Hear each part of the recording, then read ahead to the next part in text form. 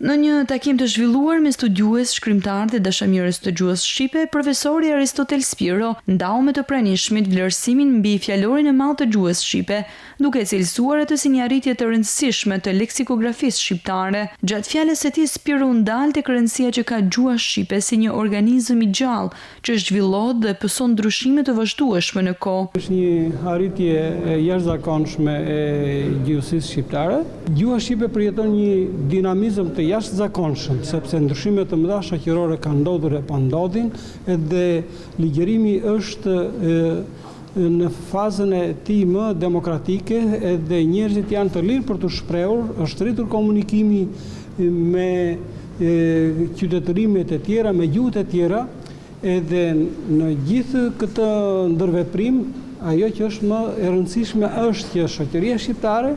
evidentojë, do të bërë në dukje edhe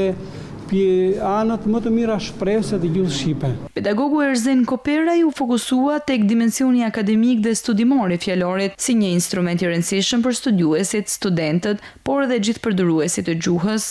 Një kohë kur diskursi mbi gjuhën shpesh ngatrohet me amatorizma, relativizime dhe qëndrime të kundëra, libri shqip i profesor Spiros vjen si një ftesë për të rikthyer qartësinë e fjalës dhe përgjegjësinë e mendimit. Që në titull, autori duket se shpall qëndrimin e tij, të flasë shqip, jo vetëm në kuptimin e përdorimit të gjuhës amtare,